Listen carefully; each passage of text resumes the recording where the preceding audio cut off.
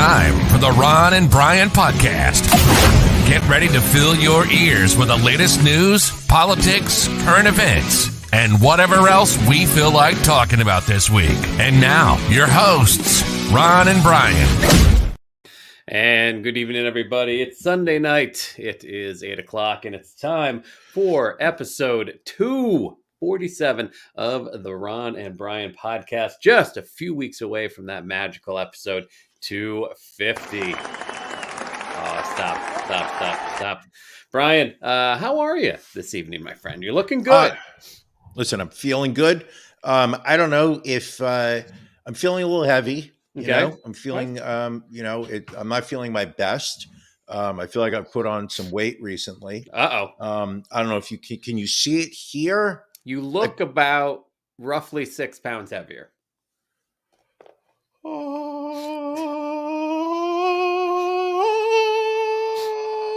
That's right, people. The Ron and Brian Championship belt has made its way into my corporate housing digs. Behold. Looks like you even put a little polish on it. You know, let's just say some upgrades were liberally handed out. Understood. Very nice. But if it'll make you feel better, Ron, your photo still adorns it. Well, you had mentioned you might scrape it off, and that would have hurt. So I'm glad you left it on there. No, it's still there for the world to be reminded that, for there to be a 51, there must be a 49. Therefore, must be balance in all things. Your face will always be there, the yin to my yang. All right. Well, let's get things moving in this episode. It's time for Drink of the Week. Drink of the Week. Na zdrowie. Salud. Drink of the Week. Sláinte. Who's? Drink of the Week. Drink of the Week. All right, Brian. What are you drinking this week, my friend? Harp Lager. Making a return. Harp Lager. I haven't had one of these in a while. Look at that beautiful color. Ooh. You may ask yourself, Brian, where's Harp Lager from? It's from Ireland. And not only is it from Ireland, but it's also rich golden Pilsner style lager. So it's not just any lager. No. It has an aroma filled with mild hop bitterness and subtle malts. Its profile is characterized by this hop bitterness, along with faint hints of citrus fruits. A slightly malty sweetness in the finish leads to an overall balanced brew with a refreshing hoppy taste coming in at 5% ABV. Here is my drink of the week, and that is Harp Lager. Take a sip, Brian. Let us know what you think. Oh, that's good. Nice. Oh, that's damn good. I am a fan of lagers. I always will be. One thing we've always said about you. IPAs not as much, but lagers you are fairly consistent with. I do enjoy a good lager. Ron, yes. Can I ask you a question? As always. What beverage have you brought to the table? So this week I have brought from Brewdog, I have brought their Clockwork Tangerine. This is a session IPA with natural flavors, a fully automated sessionable IPA infused with tangerine, perfectly timed delivery of juicy citrus with notes of mellow tropical fruits, followed by subtle notes of caramel and toasted malt, all wrapped up in a medium-bodied ale. A director's cut for the 21st century Clockwork Tangerine. IPA precision for the people, clocking in at 4.5%. A very crushable IPA. Looking very citrusy. Let's thick. Find out. That is a thick beer. You can't even see through that. That is tasty. I'm not going to lie. Walk me through, Ron. What are the flavor profiles that you're experiencing right now? I'm getting the malt. I'm getting the citrus. Not getting as much of the caramel as you would think. Not too hoppy either, which I'm not a fan of overly hoppy IPAs. So this is tasty. I enjoy it. All right. And you know what? It makes me happy to know that you have a beer that makes you happy. Well, I'm happy when you're happy. But sometimes sometimes we're not happy, and that's when it's time for Beef of the Week.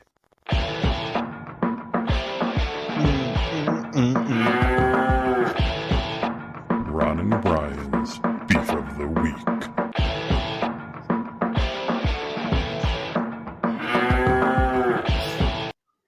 All right, Brian, what's bothering you this week? This one's going to be oddly specific, and I don't really know that I have a lot to complain about. But looking back upon my week, there was just one moment where I was truly disappointed in life and frustrated with the current offerings that this existence has to offer. Teleconference doctor appointments. Okay. I know that the pandemic is officially over. I know that Joe Biden has signed off on the paperwork. Right. Dr. Fauci has gone back to his underground lair. And one of the things that seems to have continued is online doctor appointments. I had one earlier this week with a specialist. I don't want to say which specialist, because frankly, there are HIPAA rules that need to be respected and honored at the same time. And we're not just talking about mine. Anywho, I did the appointment from work, scheduled during my lunch hour. And I could not wait for it to be over. Have decided I will never do that again, because I spent the entire time with the window minimized, and basically spent the 30 minutes staring at my Outlook with emails that needed to be responded to that I was not responding to. And I really got nothing out of the doctor's appointment. Was that perhaps more due to your lack of focus? I mean, can you really blame the doctor? No, but if I were in person, I would not have been distracted by my work, my office, things on my desk. At one point, I even vacuumed up dust on my desk. All right, fair enough. Well, that is my beef of the week. All right, I guess a minor beef, but specific, so that's okay. Ron? Yes. What's bugging you? So what's bothering me this week, Brian, is home goods. I know you're familiar with home goods. You have, not just in your corporate apartment, but in your home apartment, you have quite the collection of live, laugh, love paraphernalia. Sure. So my wife loves home goods, and my beef with home goods is, unlike other stores, like you go to Target and the stuff you have at one Target is the same stuff you have at pretty much every other Target you have out there. Sure. But with home goods, you can have different stuff at each and every store. Meaning, when we go to one Home Goods and there's not enough tchotchkes and bric-a-brac and whatever else you would purchase at a Home Goods, you then need to drive a half hour to another Home Goods to see what various items they have there. And God forbid you don't buy that item when you're there, because odds are when you go back, they're not going to have it and they're not going to get any more in. So it's just makes for a very long day of shopping. How many Home Goods did we visit? Well, it wasn't just the Home Goods. It was, it's the Marshalls, it's the TJ Maxx, it's the At Home, it's the whole family of stores. Are they all owned by the same corporation or different ones? I believe they're all the same. Ooh, that's where I feel like there needs to be an acknowledgement by society that we need to have a waiting room for men at these stores where men can sit down. Maybe you have a flat screen up on the wall where they're playing a sporting event by a local team, and some couches where men can sit down on. I just think that those stores, if they wanted to increase their sales, there should be a place where uninterested shoppers would be allowed to pass the time. Because what it actually does is it increases the amount of time that the interested shopper gets to spend shopping. Right. Because I know if you drag me into a Home Goods, I would say within 4.5 minutes, I will start complaining and try to speed up the visit to a home goods store. Yeah, the only part of Home Goods I like is kind of the gourmet kitchen area where I can shop for You don't say. You don't say. where I can Shocker. where I can shop for some, some coffee. I got a good deal on 2 pounds of coffee beans today. Mhm. Found a jar of a very elusive strawberry rhubarb jam that I've been finding at Home Goods, which I like. But yeah, that takes about 5 minutes, and then it's like, Right. all right, can we go look at a flower pot that looks slightly like the flower pot you didn't buy at the last Home Goods, only this one has a divot at the top instead of the bottom. So Sure. obviously that one's much more feng shui for what we're trying to Mhm. achieve here. And how many decorative pillows did you look at over the weekend? Listen, when you come to visit very shortly, Mhm. you will not recognize the house anymore. I'm looking forward to it. I'm looking forward to it. It has been way too long. It has been. I won't say whose fault it is that it's been way too long. But It's my fault. I Yeah. take full responsibility. An invitation was extended, and unfortunately, I bad calendar management struck again.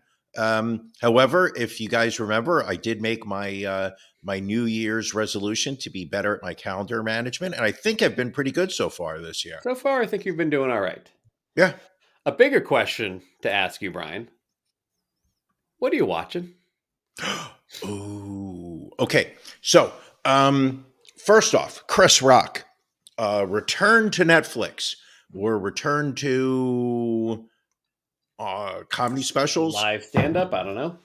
Selective Outrage was the name of his recent tour. He was in Baltimore, Maryland yesterday, Yes. I believe, and shot his new special, Selective Outrage. A little twist here. It was hold on. William Esquire is asking for spoilers here, and he's saying that he wants them free. He wants me to give him free spoilers. Nice. Okay, I'm not going to charge you for these free spoilers. But he is, I just love the fact that right now, William Esquire is watching this. He also has AEW on a second Revolution. screen. Yep, he does. Because the pay-per-view is on. And he's debating whether he should turn the sound off on this show so that he does not get any spoilers on the show. But we're not going to charge for spoilers here. So he did his special.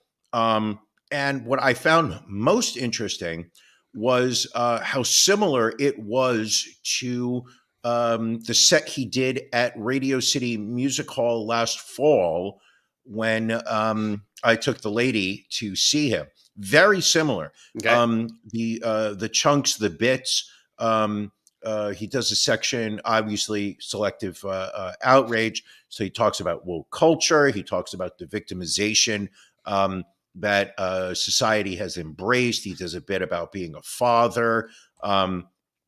Obviously, he addresses the Will Smith Oscar fiasco. Is it safe to call that a fiasco? I would think so, yes.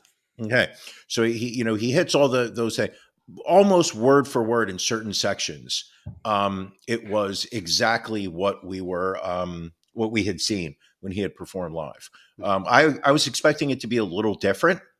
I guess I was expecting it to be slightly. I thought he would have added new material or swapped out stuff. No, this was pretty much the same episode, and I think he did about 90 minutes. Most of the comedy shows right now are coming in around 50, 60 minutes. No, he did an hour and a half, solid. I didn't find it as funny as I remembered what my expectations of a Chris Rock, special are supposed to be.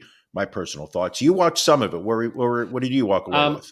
I watched the first hour of it before I tapped out. I mean, not only would I say selective outrage, but I would say selective humor. I mean, there were some parts that were funny. I don't know what it was about it that just didn't hit, but it's like, I think the Kardashian bit was very funny. Like I don't that I found was humorous.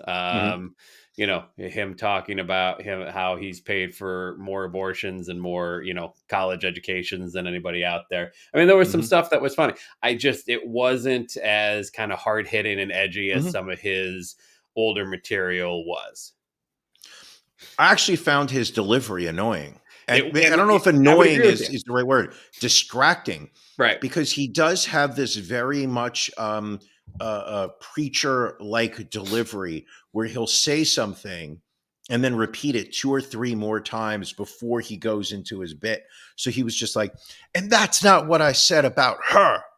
That's not what I said about her. That's not what I said about her. Yeah, his delivery and then he goes into the bit like, yeah. Just say it once and then move on. We all heard you. Like you are literally the only person on stage with the microphone. Everybody is in the audience. There's no need to repeat yourself 3 times. It's like you know, it's like the kid in class that needed a 500-word essay, so it repeated themselves a few times. Like the delivery definitely was not great. Again, probably could have brought it in under an hour if you know, it wasn't the repetition. Yeah, that was one thing that I found very distracting, and it definitely impeded my ability to find stuff funny because I was mentally in another place. I suddenly was noticing what his delivery was rather than the words and the content that he was offering up. Yeah, I agree with you. There was something that just was, and I do want to agree. It's not quite annoying, but distracting almost. Like, kind of like you were waiting for the setup of a huge punchline that kind of never came. Right. What are you watching? So I think I turned you onto this as well. I started watching the new Korean documentary on Netflix called "In the Name of God: A Holy Betrayal." It's a documentary on 4 Korean religious leaders. Actually, the church had attempted to stop the release of this documentary. Netflix was able to beat an injunction in the court system. So it is an 8-part series. I have just gotten through the first episode. I know you mentioned you got to episode 4. The first portion of the documentary deals with Jong Myung-suk, who is part of the JMS, or Jesus Morning Star Church. And I think you would have to say, Brian, correct me if I'm wrong, the first 5 minutes of the first episode are probably some of the cringiest starts of a documentary that I've ever seen. Like, it does not, they like, it doesn't, like, normally with a documentary, they'll ease into the subject matter. Like this, you know, it deals with these Korean religious leaders sexually assaulting female members of the church, and it starts at 10. Like it doesn't ramp you up. It hits you right off the bat with taped conversations of this Jung Myung Suk basically raping a parishioner. Follower. Yeah. Yes. The first 4 episodes of this 8-part documentary are all about this one guy and his church, which I believe had a couple 100,000 followers. He basically, and this is the part where it's shocking. And I don't know if William Esquire wants some spoilers on this or not, because he did. He also doesn't want me to spoil this one again. God damn it, William Esquire, controlling the show. I don't understand how. But basically, this guy creates this religion, somehow does some funky math, which proves that he is the Messiah. And I don't know what it is about the society there, but it has always attracted, or I don't want to say always attracted, but as long as I've been conscious about the world that I've lived in, I'm always hearing stories about different small religions that are sprouting out of there. I mean, we remember the Moonies back in the 80s, right, who really had made a lot of headway into American society, still do. I believe they own one of the major newspapers down in Washington. Not the No, I know which one you're talking about. I can't think of the name. not now. the Sun, not the Washington Sun or the Washington Globe, or it's not the Post. We know No. that a different cult leader owns the Washington Post. Correct. But basically, he starts this church, and right off the bat, he basically narrows his focus on the attractive female parishioners, and basically requests one-on-one time. He basically has quote unquote brainwashed these his followers into believing that he himself is the Messiah. He himself is in line with God himself. And basically just gets these poor women in a one-on-one room and just basically rapes them. And the thing about this show is, like you said, it starts off with an audio tape that one of the women had made, because she had been repeatedly raped by this guy. So it doesn't ever lessen. Right. And the worst part is that as this goes on, you really start wondering how fucked up people can get mentally in these religious organizations, because this guy was arrested for sexually assaulting his parishioners. This man went to trial, was found guilty. This man went to prison and had female parishioners going to visit him while he was promising them that he was going to be preaching to them and counseling them on their path to God, and et cetera, et cetera. And then comes out of prison after, I think he did 10 years. Yes. Comes out and then immediately rapes these women. Starts doing it again. And they're interviewed being shocked because they didn't believe that he was a rapist, that they thought he was just being persecuted by the evil government of Korea. And, meanwhile, he's wearing an ankle monitor.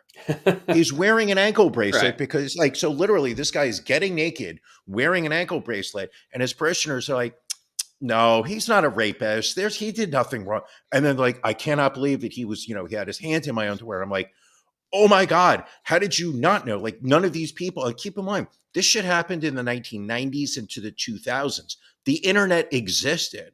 I understand if they're living in a country where Iran, or as you like to pronounce it, Iran, where the internet is censored, where you would not have been able to get this information.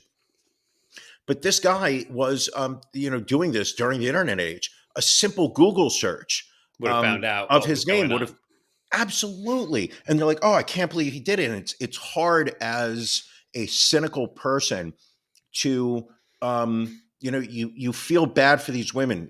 This man deserves the most horrific death. There's no doubt about that. There's no arguing. He could be, dropped into a burning, boiling vat of oil, and it still isn't the deserving death that he should have. But you also sit there and you watch these women who are just, coming into the picture years after these charges and the trial and the imprisonment, and it's they how do you not suspect it? How do you not sit there and say, this isn't the religion for me. I'm gonna go looking for a different one, because it's not as if he's the only religion in town. Right. No, obviously there's multiple religions, unfortunately, as there are 3 other pastor stories that are going to be told, similar issues in other churches in Korea, it would seem.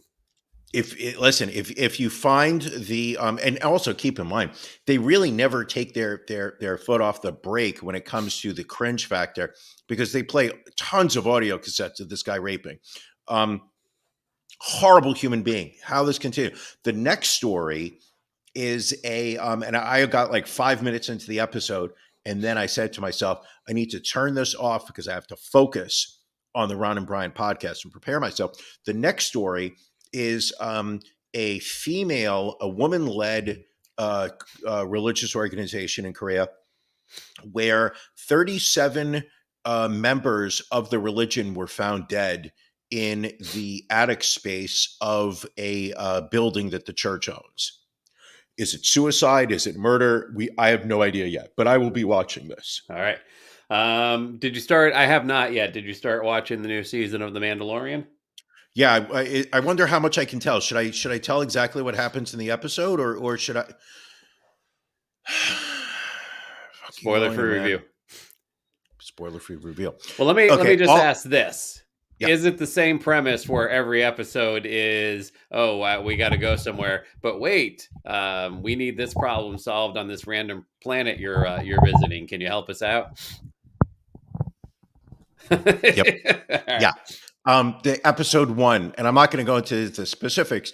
Episode 1 ends with the Mandalorian with Baby Yoda in the back, getting into his starship or whatnot, saying to somebody, "I'd really like to stay, but I have to go to this planet and do something." And then he takes off, and it was at that moment that I was just like, "Oh, son of a bitch! They're just going to do the same fucking format that they've done in the first 2 seasons, which is Mandalorian starts off with an objective, and then he has to go from one space system to another space system, because everyone's just like, I'd really like to help you, but first you're going to have to take on these people that are harassing my people." Well, all right. Well, if you're not watching that Pedro Pascal show, are you watching? Are you also watching The Last of Us on HBO Max? I have not caught up on that yet, but I Might want be- to. I even went so far as to put 2 episodes of it on my phone to watch on the subways. But I might have be not. the best show on TV right now. Really? I'd be willing to go out there and say, and a lot of people aren't watching it because they're not into like the whole zombie genre, but I think that's just really, it's not the main part of the story. And there's just some really great writing, really great acting, really great cinema taking place in these episodes. What about the homosexual storyline with Nick Offerman? You've been raving to me about that throughout the entire. I mean, the text that I've got from you on Sunday nights when you watch the episode, it's like, oh my God, they're kissing. Well, that was What just a one hunk, episode. That was stud that muffin. That was just episode 3, I believe. Not like you memorized it or anything. But the other episodes have been just as good. I mean, it is a great show. And then I also, movie-wise, this week, I watched the 2022 psychological thriller Alice Darling, starring, what the hell's her name? Anna Kendrick. It was not really a thriller or psychological. The plot is Anna Kendrick plays Alice. She is in a psychologically abusive relationship with her boyfriend, she goes on a vacation with some friends that try to help her out. Just not great. Like the movie was only an hour and a half, and it still felt like it dragged. Really? Yeah. Well, that's not good. So I don't know. I don't know that I would recommend it. Rotten Tomatoes has it 46% on the audience score. Audience, what a great audience. However, 83% on the tomato meter. We'll call it the thermometer. Yeah, right. 83% of the thermometer. Yeah, I was not a fan. So that's all I got to say about that. Okay. But interesting. Definitely, I want to hear your take on The Last of Us. I'd be curious to watch a couple episodes and then get back to us.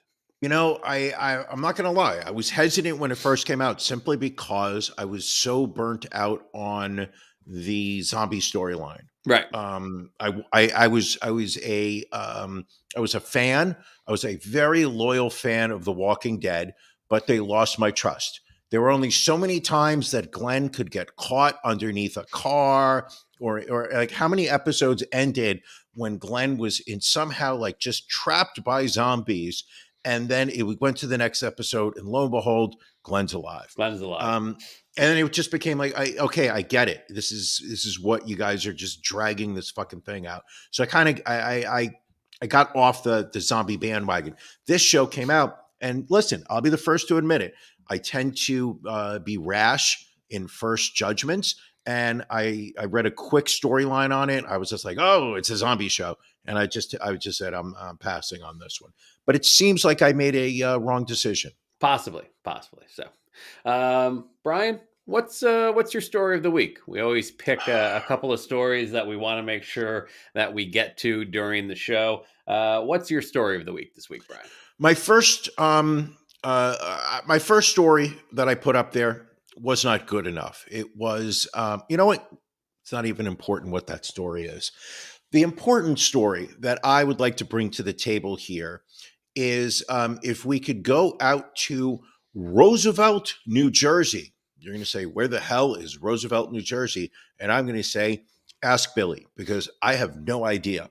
However, in Roosevelt, New Jersey is a woman who blew her home up, filled with cats. She was in the process of being evicted, and there were police officers that were there to serve her with an eviction notice. State police officers, if I'm not correct. Do we have a photo of the house? There we do. There we look at that beauty. Anyway, she was in the house. The state police officers, the troopers, if you would, basically were trying to make contact with her. She was refusing to let them in, repeatedly saying that nobody was going to take her or her cats. Things escalated a bit. She threatened that if they did not leave, she was going to turn the gas on in her stove, and she was going to blow the house up. At this point, the police did not know whether to take her seriously or not, so they continued to try to make contact with her. Lo and behold, she blew the fucking house up. As we can see here by the fire of the house. Yeah. It's not every day that you can point to the trash garbage that is the state of New Jersey. However, this is just one of those opportunities when I can sit there and say, pay your rent. And if you can't pay your rent, move someplace where you can pay your rent. Here we go. Roosevelt, New Jersey. See, I knew William Esquire was going to know where it is. He is the encyclopedia of knowledge when it comes to the state of New Jersey. Why is his face larger than mine right now? I don't know.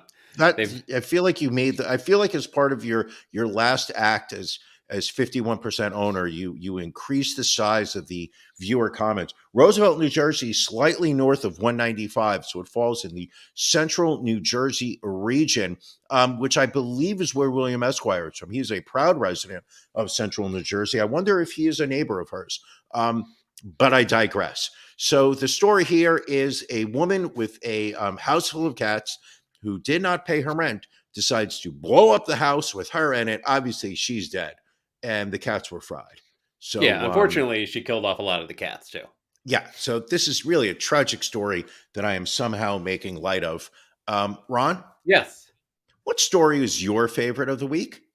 So it's tough to get worse than a woman blowing herself up and killing a bunch of innocent cats, but I feel like this next one did. This coming from overseas. This is about a missing socialite who they found her missing skull in a pot of soup this past week. Mm-hmm, mm-hmm. So this is the story of heiress and model Abby Choi Tin Fung. She is a 28-year-old socialite and mother of 4. She went missing about a week ago. And apparently now her ex-husband and 3 members of his family have been arrested and charged in connection with her murder. They found her dismembered legs in a refrigerator and her belongings, including credit cards and an ID card, at a village house 3 days after she failed to pick up her child from school. Officers collected evidence, including a meat grinder and cleavers, an electric saw, black raincoats, gloves, face shields, and 2 pots containing what were later confirmed to be human tissue. Also, recently seen was Sunny Red. Was also somehow in her. You didn't get the Donnie Brasco reference. Sorry, I missed that one. Fucking hey! Made a solid Donnie Brasco reference. I assume you saw the movie Donnie Brasco. It's been a while. I don't. Okay, don't you remember the scene where Donnie Brasco and Lefty are chopping up the bodies in the basement? Right. Sunny Red was the guy they were chopping up. All right. Well, I don't remember the name. I'm sorry. Damn you. Choi's ex-husband, Alex Kwan, was arrested at a pier where he was trying to flee the city by boat, carrying $64,000 in cash and Patek Philippe watches worth more than $510,000. His brother also arrested, charged with 1 count of murder. Her ex-mother-in-law, who was allegedly aware of the plot, was charged with perverting the course of justice. Apparently, all having to do with money. From what I heard on TikTok, which we know it has to be true, was that she was going through a divorce with this guy, and apparently she was from a fantastically wealthy company. Oh yeah, A family. The guy she married was not from a wealthy family, so when they got married, she bought a house for this guy and his family to live in. However, she did not give the ownership of the home to the family. She basically just bought them a house and was letting them stay in there.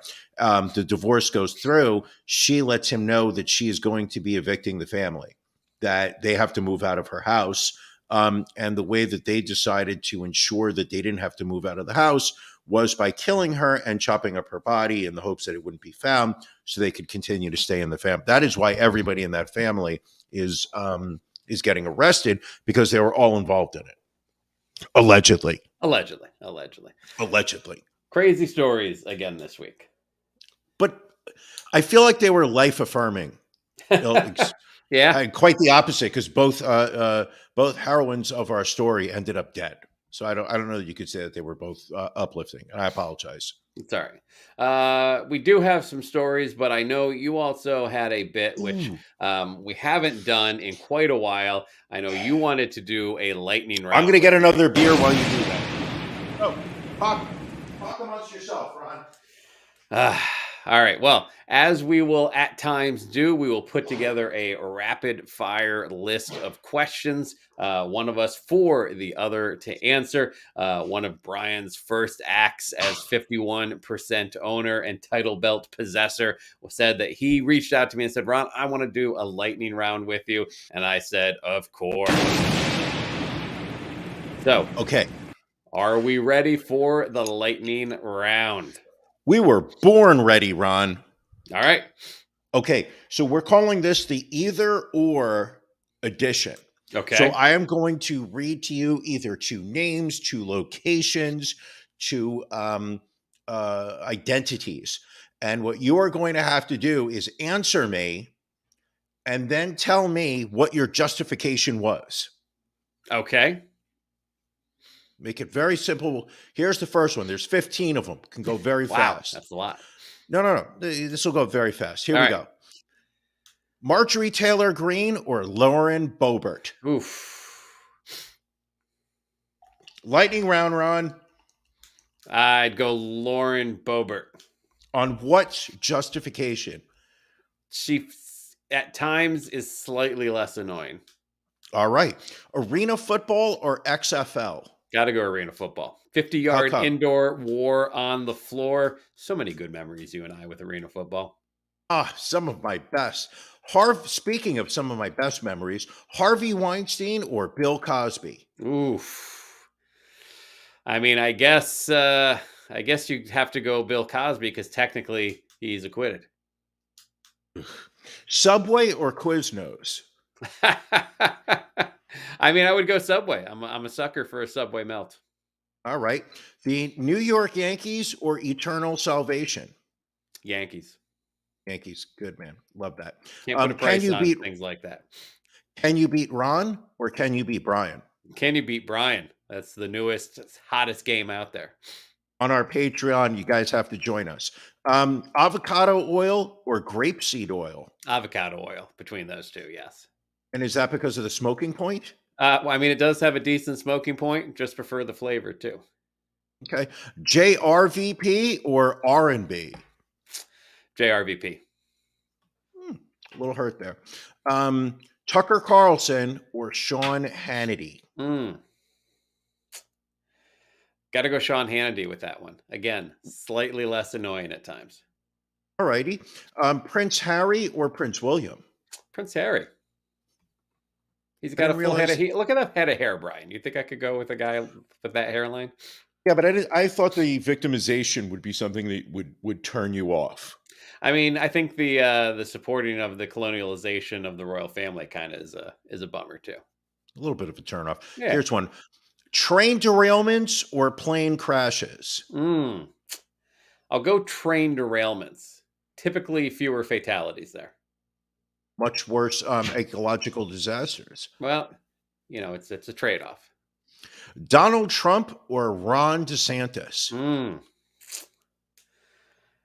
I mean, you got to go Donald Trump just for the entertainment factor. Okay. I'm a little disappointed I've not heard one lightning noise during this. Oh, well, you know what? Matt fell asleep. Hold on a second.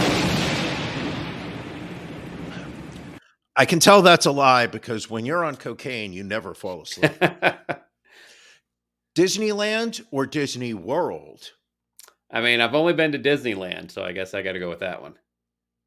Chat GPT or deep fake videos? Deep fake videos. Interesting. Didn't realize you were into that type of porn. And last but not least, 51% or 49%? There are a lot of ways to look at this, but I was speaking with Gwyneth Paltrow the other day. I'm an investor in Goop, and she really knows how to put things in perspective. And she said to me, Ron, 49 is the new 51. So I got to go with 49%. I'll catch lightning in a bottle and then cram that bottle straight up your ass. Where did we get that from? I have no idea. I love that one. Straight up your ass. That's it. Welcome. And I thank you for participating in Lightning Round Either or Edition. That was a good one. I mean, I feel like you kind of mailed it in a little bit, but not too bad. I know. I disrespect. Wow. You think I mailed it in? I feel like because you can't compare a Lightning Edition to a Can You Beat Ron. Can You Beat Ron requires hours of preparation. Lightning Round should not require hours of preparation. And I guess the fact that you did a lightning round just 1 week after you did a Can You Beat Ron, you must be pretty much spent at this point. Not at all. I told you, 2023 is the year that I am bringing it. All right. I called it in the beginning of January. I proved it on February 5th, and I've proved it every week after. All right. February 5th, 12th, or was it the 19th? I think it was the 12th, actually. All right, close. So, the fact that it was a Sunday, I mean, just give me it was one of the 3 days that you threw out there. Also this week, Alex Murdaugh found guilty and sentenced to 2 consecutive life sentences for the killing of his wife and son. Jury only was out 3 hours deliberating. According to one juror, they actually only ended up needing to deliberate for 45 minutes before voting unanimously to find him guilty. Brian, did any of this surprise you? Yeah, I actually was surprised he was found guilty. Really? I felt that there was a lot of circumstantial evidence. I felt that what was the show that we recently watched about him? I think it was on Hulu. We did not watch the Netflix show on Alex Murdaugh. I think I watched a Hulu or an HBO. Yeah, the Hulu was like Low Country Dynasty or something like that. That's the one I watched. I watched that one. He was basically, his family basically ran the town, ran the local area. There had not been a change of venue. So I figured that there were going to be a lot of locals who were going to find him sympathetic. Also, the murder weapons were never found. And when you really think about it, and this is just my personal take, I think that the motive of he had recently been discovered being a drug addict and stealing money from his clients, that he was going to shoot his wife and son to death as a way to drum up sympathy for him. It just did not really, it rang slightly hollow with me. I'm not following that logic. And obviously, if he truly was addicted to opioids, his brain wasn't working at, full capacity or whatnot. But it just seemed somewhat odd. Hey, wait a second. They're about to find me, on 800 charges of financial, impropriety. I'm just going to kill both my wife and my son using two different weapons. Right. And it felt like a stretch to me. Don't get me wrong. I think he did it, but I felt like the motive they had for him was rather weak, and just felt that the jury was going to sit there and either come back a hung jury or say not guilty for a variety of just reasons. They did not find what's the finger residue when you the gunpowder residue. Yeah, they didn't find that on him. So I just felt like there was, and at the same time, I just felt he was flamingly guilty. Like, absolutely, the guy was guilty, but I just didn't think that they had proven it. Now, let me ask you this, because this has kind of been going back and forth on some of the news shows. A lot of people feel that if he had not taken the stand in his own defense, he probably would have been found not guilty. What are your thoughts on that? I was shocked. I even remember I reached out to you via text, and I think I might have called you. I think I tried to FaceTime you when I found out that he was. No. I FaceTimed you when he was found guilty, and you didn't take my call. But that's neither here nor there. I was shocked that he would take the stand. It is widely best practice in the defense world to never let your client on the stand, because the second they take the stand, they are now subjecting themselves to prosecution questioning, and that's usually where people are found guilty, is their inability to handle the questioning from a prosecutor.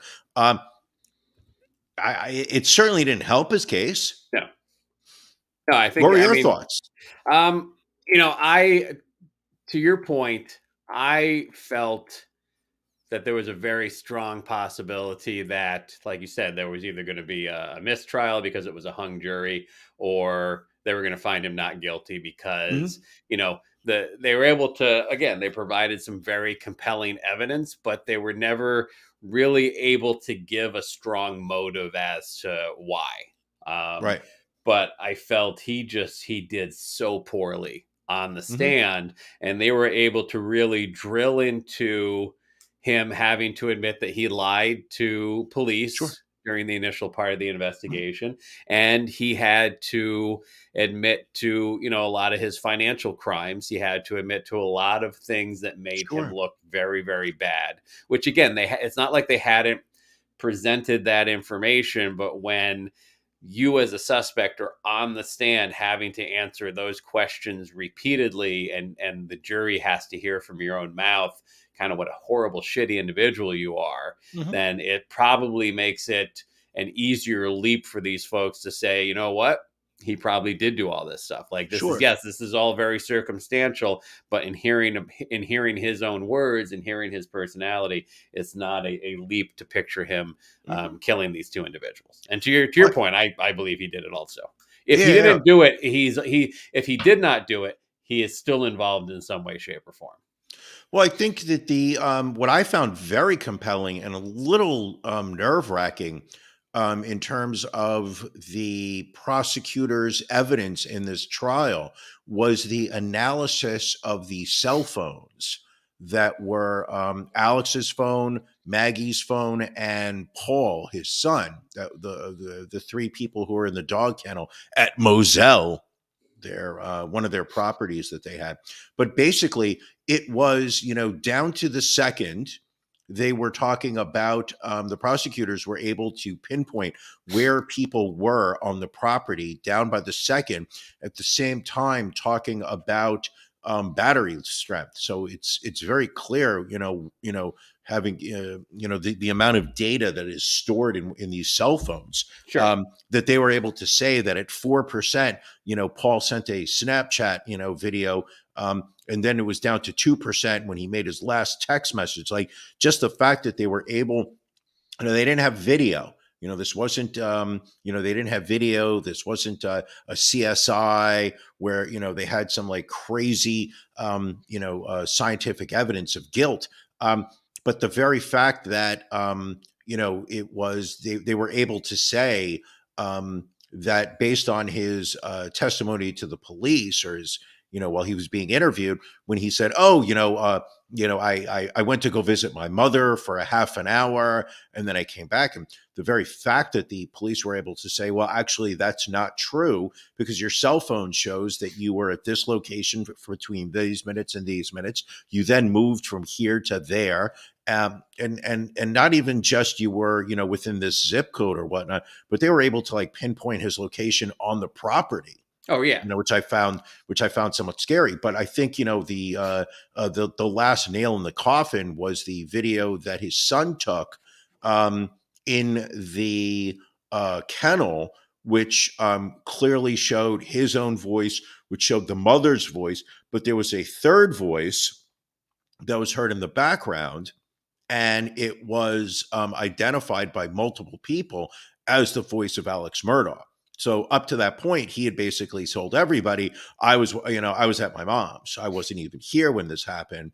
I came back from visiting my mother and I found these dead bodies on the ground. Meanwhile, there was video proof that he was there. Right. And then it became the prosecutors who were able to ask the question of, so at this moment, T minus, a minute and a half before the murders, you're at the property, you are in close proximity to your son and your wife. Within those, next 60 seconds, how far did you travel to be far enough away that you didn't hear gunshots, you didn't hear gunfire, you didn't hear anybody scream, and somehow did not make it back to them in 8 minutes? Yeah. His story just did not stand up. And again, he made himself look even worse. And he still faces additional court cases, over 100 indictments, over 100 charges across 19 different indictments for his financial crimes, facing another 700 years in prison if convicted of all those. You have to imagine he'll appeal this, but at some point, he's not going to be able to defend himself. Like I'm sure the cost of this trial was fairly substantial. And then, whatever of his assets will start to be seized as these financial crimes, and civil cases start going against him. And let's not forget, this is the same guy that hired a local meth head to shoot him in the head to ensure that his son got the insurance money, and then that son somehow gives testimony in his defense. I found that shocking too. I mean, Buster, I guess Buster believes his father when his father said he wasn't involved. Well, it's a little rough, man. Somebody killed your mom. Somebody killed your brother. The brother seemed like a dick. Excuse my language. Right. I don't know that the world is really mourning the loss of Paul Murdaugh, but Maggie seemed all right in my book. Yeah, Maggie didn't have it coming. Paul, you could kind of argue that we're a little better off. Well, Paul drove his, drunkenly drove his boat into a bridge overhang and killing one of his friends. So I'm going to say maybe Paul did have it coming. Maybe so. Moving on, we have two stories of GOP politicians pushing drag bans that had photos pop up in their history showing them wearing drag. First, going to Tennessee, where Governor Bill Lee, I believe, has already signed this law planning to criminalize such behavior. The bill amends the state law against obscenity and pornography to include certain adult cabaret performances. Well, then, of course, people do love to share things from people's history. This is a photo of Governor Lee allegedly wearing a short skirt, tight sweater, and long beaded necklace in a photo that later appeared in the 1977 Franklin High School yearbook. I don't listen. I mean, to sit there and try to say, hey, this guy dressed up as a woman, so therefore, he's a hypocrite for trying to ban drag performances in front of children. It seems like a little bit of a stretch. I think that you're actually losing your argument in the sense of you should just be going after politicians who, despite the horrors that this world has to offer, are deciding that men that dress up as women is really the greatest struggle that we need to be focusing on. Right. Then credit to the Tennessee Holler, one of the local media outlets Holla! that confronted Governor Lee and said, "Do you remember dressing in drag in 1977? Why is it only illegal when gay people do it?" And Governor Lee, shockingly, did not like that line of questioning. Sure. I'm sure he was the only politician that was going after drag shows, correct? Well, you would think so, but going down to Texas State Representative Nate Schatzline also is authoring a bill banning drag in Texas, and a video came up of him being featured in drag. Here is a photo of him. There was another photo of him showing the dress he was wearing, but it was very, very fuzzy. This was Living Blue Texas shared this video of him running around in drag. And yet he feels he should be able to dictate whether people can actually perform in drag or not. Sure. Speaking of drag, and it's something you and I have spoken about personally, is the interview that the unfortunate, I think it was from a Republican state politician from Oklahoma, I believe it was. Correct. Nathan Dahm appearing on the most recent The Problem with Jon Stewart. And again, you have to question if Nathan has ever watched anything Jon Stewart has done to be surprised. First off, if you will notice, and I didn't notice this in the photos before, he's got a little lapel pin, Nathan does, in the shape of the state of Oklahoma. That says America First. Okay. But this is the thing about Jon Stewart. And I mean, it's the man comes prepared. Oh, yeah.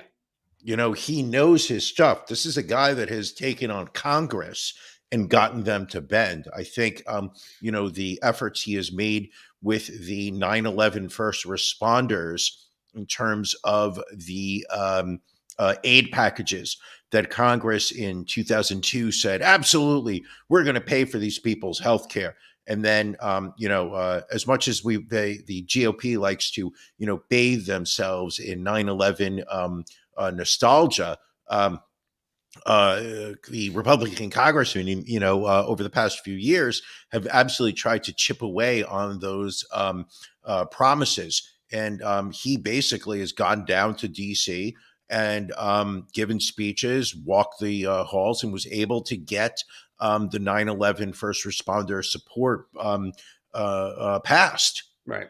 He's a man of action. I think, one thing you can say, about yourself, you're a man of words. You sit in your sterile suburban Pennsylvania home, casting aspersions on those who are out there on the front line. This has got to stop. I believe Jon Stewart also working to help military people that suffering the medical effects of working around burn pits.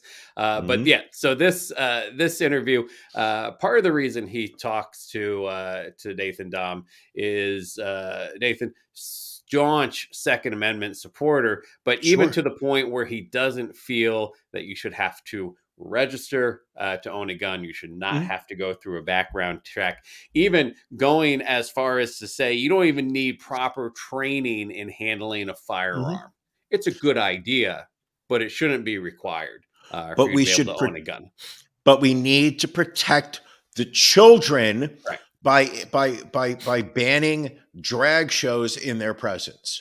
Well, and that's where, that's, I think, one of my favorite parts of the interview is this guy is going on and saying, we really need to protect kids, and he's like, the government has a responsibility to protect children, and Jon Stewart's like, well, what's the number one cause of death for children in this country?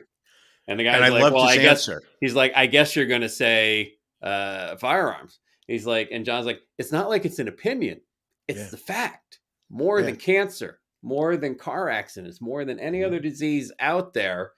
And John nailed it on the head. He's like, you don't give a flying fuck about kids. And this guy had no answer. Yeah. That's the thing. And it was almost and that the way this guy's brain is wired, he's not going to walk away and say, where are my priorities? Right. Where, how have I, how is it that I talk the talk, but my actions aren't in line with actually protecting children. This guy's going to walk in and be like, fucking asshole. How dare he talk to me that way? I'm a state legislature, and whatnot. It's just gross. It's actually just gross human behavior at this point. And the hope, and again, I don't think Jon Stewart goes in thinking that he's going to change the mind of an individual like this. Sure. But I think the hope is that enough people see this and see the hypocrisy and realize the danger of supporting politicians such as this and the long-term ill effects that can happen from it. We saw it this week with a story out of South Carolina where a woman was arrested and charged after allegedly taking abortion pills to end her pregnancy in October of 2021. This is all blowback from Roe v. Wade being repealed. Sure. And this happened, again, this is October of 2021. So this is when Roe v. Wade was still legal, but now she's being charged because of it. Correct. They're going back in time now, people. This is what happens when you have a religious fervor that is unchecked, right? Because we are living in a world where there is a collective fear of pushing back against the religious right. It's for some reason, as a society, we have ceded the high ground to the very vocal religious right, despite the fact that they are not a majority.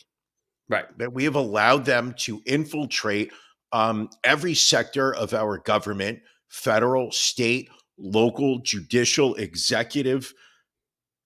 Oh, fuck. What's the third? Legislative? Yes. Oh, fuck. You nailed it. And we just, and nobody's, and we're not going after them. Right. And South Carolina, one of 3 states that criminalize this behavior, explicitly criminalize self-managed abortions. Right. But again, red state, we talked about Marjorie Taylor Greene wanted to divorce the red states from the blue. Fine with that. If this is how you're going to conduct yourself, I don't want my tax dollars helping a state like this. And shockingly enough, Brian, who do you think the enforcement of these laws impact in higher numbers than white people? Hold on a second. I'm going to guess low-income women and minorities. So Black, brown, indigenous, and other people of color are disproportionately criminalized for pregnancy outcomes for decades, but more so since Roe v. Wade was overturned. Sure. And nobody cares. I mean, there are people that care, but the people that are in a position to do something about it are seem afraid to take on the religious right. And again, they're not that large of a group in this country. So it's unknown why they have this type power. It's because they represent a voting bloc. And the fact is that when you ultimately look at it, the Republicans and the religious right play a very different game from the way it's played by the opposite side. The Democrats still feel, it's the liberals, however you want to, phrase it.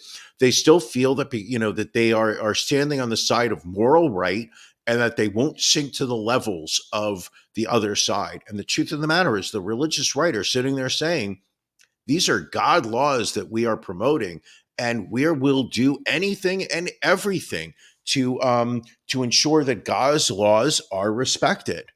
Right. And you have two sides that are playing by completely different rules. And for the perfect example, I will still say, is you've got the Supreme Court nomination of Merrick Garland by President Obama that was stymied because it was, quote unquote, a presidential election year by the Republicans, who were a minority in Congress at the time. And yet, fast forward 4 years later, you have the Republicans literally push through Amy Barrett through the Supreme Court nomination process, somehow accomplishing it in mere days, Record time, despite the fact that it was an election year. The hypocrisy, and when I say hypocrisy, I'm not saying it because I disagree with it. What I'm saying is that it is just so clear the rules they play, which is that we will do and say anything to get our way, which is when it's something that is against their favor, they have a much different stance than when it is something that is in their favor. And the Democrats and the liberals feel that if they stand up and point out this hypocrisy, it's going to change behavior in some way. Just like Jon Stewart's interview with this guy, it has been clearly shown over the past, a lot of people will say it's all Ronald Reagan's fault, but it is so clear over the past 20 some odd years. I really feel like it was accelerated under Newt Gingrich, where it's not about who you are or how you play or how you play the game. It is about whether you win or lose. And the Republicans and the religious right are winning, and the Democrats and the liberals are losing. And the fact is that the part that is just mind-boggling to me is that there is a large majority of Americans that want abortion in this country. And what you've watched is a steady stream over the past 8 months or so of states that are turning anti-abortion, not based on the actual numerical majority of that viewpoint, but because the people with the loudest voice are the ones that are being listened to despite their numbers. And you look at, getting back to the abortion pills, now we're seeing that Walgreens, due to receiving a letter from nearly 24 Republican state attorney generals, have stated that they will not dispense abortion pills in several states where abortion is still legal, because they are concerned about future lawsuits. They're concerned about activism, but fuck Walgreens and boycott Walgreens. I am officially boycotting Walgreens. And I guess Dwayne Reed is part of them. So CVS, you're going to get all of my business until I hear that Walgreens is honoring what is law and not being fearful of empty threats.